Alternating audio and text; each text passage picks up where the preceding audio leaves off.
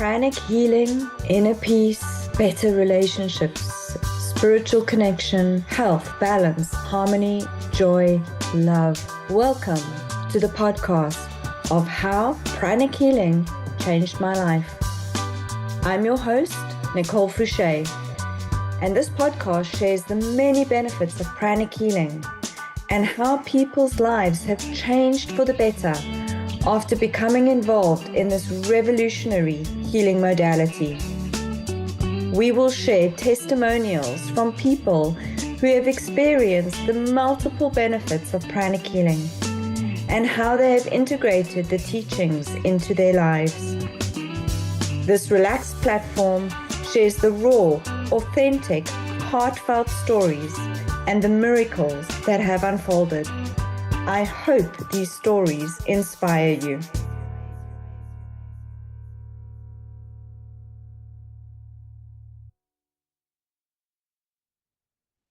So welcome to the podcast, How Pranic Healing Changed My Life. And I'm so excited to introduce everybody to Tara. I've known Tara for a couple of years now, and her progress and journey in pranic healing has just been phenomenal. Enough to share her story with us on this podcast. So welcome, Tara. Thank you for joining us today. Thank you, Nicole. It's an honor to be here with you. Thank you so much. So Tara, when exactly did you start pranic healing? I can't actually remember. It's been a while, but just share how you started. What drew you to pranic healing? What were you looking for? What did you find? So it was in November of 2019, and it was the second person that I met that said, you should really try pranic healing. So I took that message and I went. From the time I had started a little bit of meditation by myself, probably for about 9 months. So my father got me started on the spiritual journey, and I've been reading lots of spiritual books, and I could sit still for a long time, but I was having a hard time finding that stillness in the mind. And I had a lot of grief. So I had lost both my parents in a 4.5 year period. And probably for about 8 years, I didn't cry. I had closed down. It was my way of protecting my heart, which kept me from feeling the grief, but it also blocked off the other emotions of the heart. I wasn't feeling empathy and compassion and joy, and I was pretty numb. And so I went and I had my first healing session with you, November of 2019. And I felt like the weight of the world had lifted off my shoulders. I could feel again. I cried, but it was like a gentle release. It wasn't a ugly type of sob, but just finally allowed myself to feel and to let those tears fall. And then from there, I had a couple more healing sessions with you. And then in January, I took the first pranic healing course. That's amazing. I remember that so clearly now. And I think it's so important for people to realize grief is just another emotion. And it's important to honor and value that grief process. But often, a lot of people just get caught up, we're wives, we're mothers, we're working, we're doing stuff, we don't have time for that grief, but it literally can be sitting in the system. And it's so important to be able to release those emotions and work through them, but work through them in a safe and gentle way, and really work through that process, because it's such a vital process. And I often say to a lot of people, rather out than in, because when we're holding these emotions, you already tapped onto a few of them where you had shut off emotionally from the rest of the world. And looking long term at that, in terms of relationships and even just your physical, mental, and emotional health, that is going to have such a huge impact if you don't allow that stuff out. And I know a lot of people, when they're going through grief, almost feel like they've got this heaviness on their chest. And when you said the weight of the world felt like it had been released from your system, a lot of that heaviness people feel when they're grieving is actually the weight of that grief. It has a weight. It's a tangible thing that people can feel. So that was one aspect of what got you there. Share just some of I'm just going to throw it out there. Some of the miracles that have happened since 2019, you got in just before COVID, and a lot of people have shared, thank goodness we had the tools of pranic healing through COVID, because it just gave us coping strategies. It kept us mentally and emotionally in check. We were able to heal ourselves, heal others. But what are some of the amazing things that have happened over the last few years now that you've been involved in pranic healing? Yes, you are exactly right. So I started in the perfect time. It was January of 2020. So it allowed me to just go through the entire pandemic with ease. And so the first week, I started my yoga teacher training. And so I was learning both of them at the same time.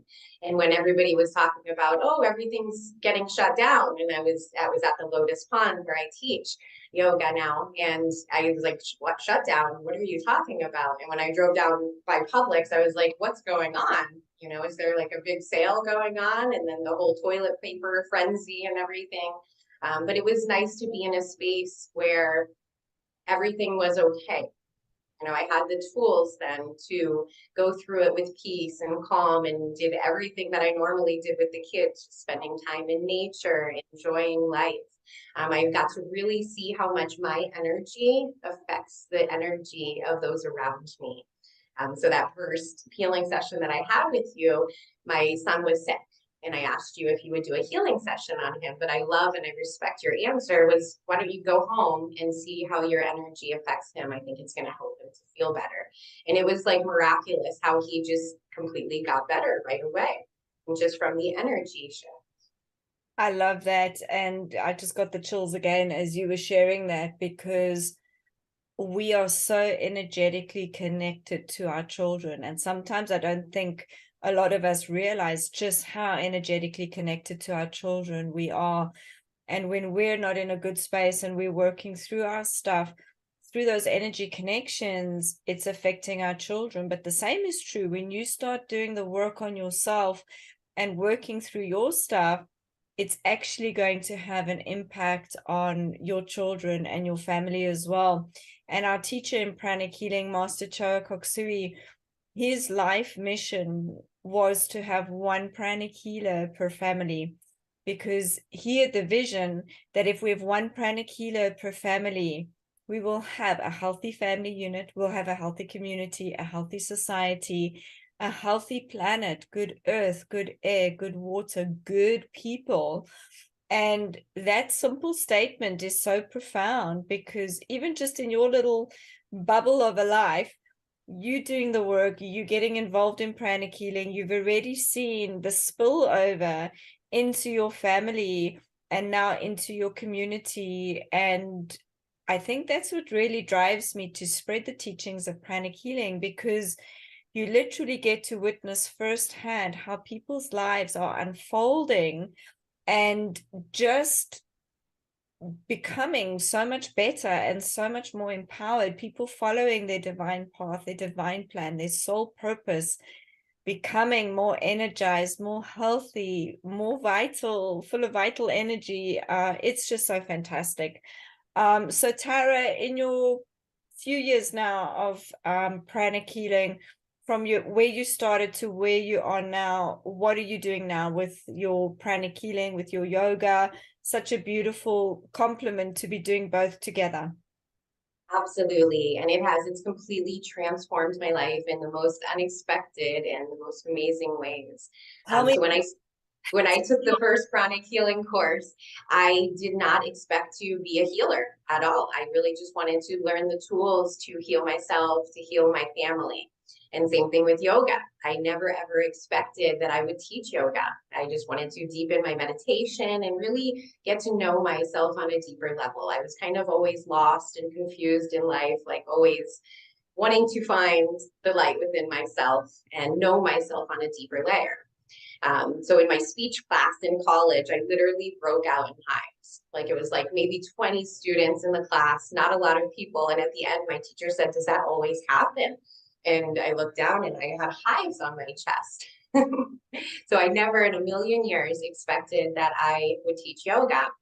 But through the process, through both pranic healing and yoga, I learned so much confidence, so much self-love for myself. I've learned to, to know myself on such a deep, deep layer. And then I wanted to teach others the peace that I have found and help and hold space for other people so that they could heal as well. So resonate with that, because one thing a lot of people don't know about me, I had a massive fear of public speaking. And as you were saying that, I was like, oh my gosh, yes. 20 years ago, you put me in front of more than 5 people. I didn't break out in hives, but I literally felt like I was going to choke. And it was one of those things that just through pranic healing and working through some of those fears and insecurities and, that self-expression and the passion that I have for pranic healing, that just superseded all my personal fears and worries about talking in public. Because when you get to witness the changes in people, your stuff is just so small in comparison to, if I just shared this with somebody, this is how their life could change. And that just pushed me through those fear boundaries. And now, my job is literally like teaching people. And if you had said that 20 years ago, I would have been like, oh my gosh, there's no ways I'm going to be talking, never mind on a podcast platform in front of however many people.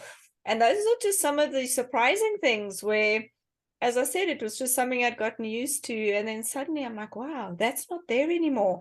And as I look back on my life of things that used to bother me and trigger me, they're just not there. And that is the thing that I love about pranic healing. I often describe it to clients. It's very subtle but profound. And the changes come in very gently and very naturally. And suddenly it's been a year or it's been 2 years, and you look back and you're like, oh my gosh, I've like let all that stuff go. And this is who I am now, and I'm blossoming and I'm enjoying my life and I'm living my soul purpose. And that's such a beautiful thing to witness. And I know you've seen it with the clients that you're working with now and the students that you're introducing, and you're now stepping into the world of becoming a pranic healing trainer. And that's so fantastic. So tell me a little bit more about that. What inspired that for you? Yes. So I've always known that I want to do, even from as a child, I would always say, I want to help people, but I don't know what I want to do. And so it's been amazing that now I finally know I found my dharma, my soul's purpose, my calling to help spread these teachings of pranic healing and yoga. And I've had so many miraculous healings. I've had just recently a client that has lupus. She's been suffering from chronic pain for 16 years. And just one healing session, she woke up and the next 3 or 4 days, she had zero pain. She said it was the most amazing experience. And so to That's make, amazing. I'm continuing those healings with her and getting to doing chronic psychotherapy, getting to the thought forms, the the emotions, and helping her to release those gently. And she was having a hard time sleeping, and I did a session for her yesterday, and she woke up and she said, I have the best night of sleep of my entire life. So it's been very incredible. In my first cancer patient that I worked on by myself, same thing. He had a tumor that was so big that the surgeon couldn't operate on it. And so just went forward with the pranic healing. And then eventually he was able to remove the tumor, and now he's completely cancer free. That is incredible. And what the thing that I love is you've been in pranic healing literally like for 3 years. No special gifts, no special talents apart from just being a divinely beautiful person inside and out. But that's the thing I love about pranic healing is anybody can do it. If there's a willingness and a passion to do it, you can learn how to do pranic healing and you can start creating miracles in your life. And just with what Tara shared, somebody with lupus that is just in debilitating pain every day, to be able to naturally ease that from somebody, you've changed that person's life forever. Somebody who's not able to sleep, like sleep deprivation is a form of torture. I know what I'm like when I haven't had enough sleep, and being able to create those changes in the most beautiful, natural, healing way. That is what this podcast is about, is to let you know that if you're suffering And it doesn't matter if literally everybody said, listen, there's nothing we can do for you. I ask you just to give pranic healing a try. Find a center near you. Find a pranic healer near you. If you can't find somebody nearby, we offer virtual sessions. That's the other thing I love about pranic healing, and especially during COVID, we're able to work at a distance. So when the world shut down, we were busier than we've ever been because we were able to heal people remotely. So that's my message for you, is if you're suffering, it doesn't matter where you are, seek out a pranic healer, get that help, because pranic healing is literally changing people's lives every minute of every day. So Tara, if you had a message for somebody that was listening and they were divinely guided to listen to your podcast and get that voice of inspiration, what would you share with that specific person? Every single thing that you need, you hold within yourself. Every bit of healing is self-healing, except the tools of pranic healing help it accelerate that natural, innate sense of healing. Yeah, so give pranic healing a try and you will be amazed, I promise you. I love that. I love that. All of us have the innate ability to heal ourselves. I love that. And it's true. Thank you, Tara. It was wonderful sharing your message and sharing your light with everybody. If you're in the Tampa area, if you're needing to do some yoga or wanting some pranic healing with Tara, please reach out. We're here to help you. Thank you so much, Tara. Thank you.